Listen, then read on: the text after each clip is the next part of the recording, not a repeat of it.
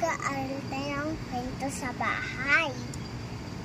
Ko po sa maaga, nag-prepare ako kay Papa God. Panggising ko, laliligo ako. Panggising ko, naghahalam sa Olympics.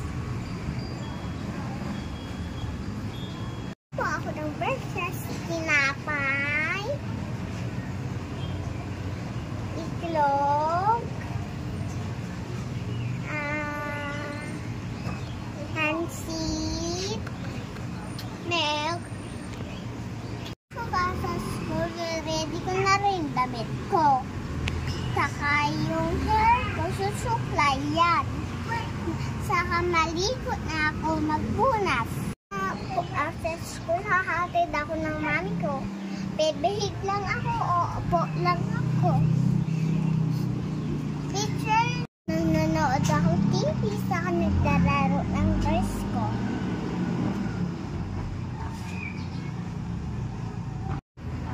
Patapos ko po mag-aaral, matutulog ako ng hari. Na po, pupunta ako sa bahay ni Papa Lo. Antayin ko po si Daddy ko. Ito yung bahay namin.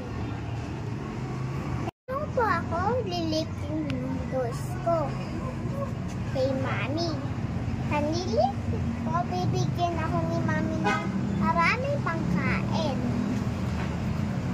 Ano yung mga ginagawa mo sa bahay? Ikwento mo nga ang araw mo sa bahay. Naggagawa po ako ng assignment ko sa school. Naggagawa po ako. Pandating ko kila Mama, magtutulog po ako doon. Pandating ko po sa bahay, natutulog. Panggising ko po, manonood ako sa TV. Ano pa? Marian? Pananood ako TV, behib lang ako. Kakain po ako ng egg, saka pansit. Saka uy! May kulog na, mama, umulan. Ano pang ginagawa mo? Tapos ako po mag-aaral, magpapakain ako ng fish. Pantapos ko po mag-aaral din, kumakain ako. Kumain ako si maanghang. Ito yung mga Barbie ko na toys. Saka behid lang ako, pananood ako sa fish. Panag-aral ako, ganun lang ako. Titingin ako. Ano pa? Panag-aaral ako ng sisi. Meron ako narinig kulong. Sabi na ano ako. Naputara na sa loob ng bahay. Ating upuan. 1, 2, 3, 4, 5, 6, 7, 8. Yes! Natin gamit sa bahay. 1, 2, 3, 4, 5, 6,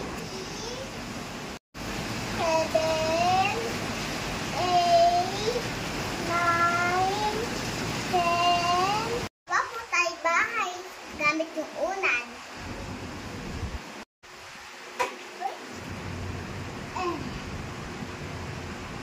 Yes!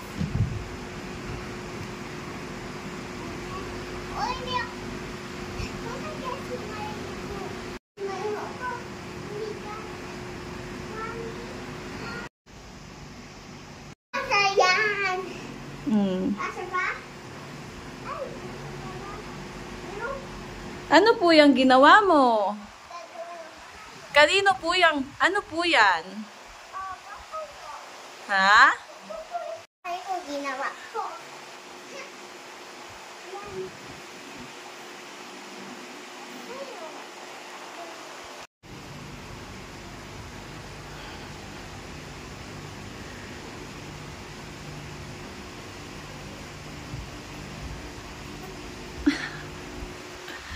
Knock knock!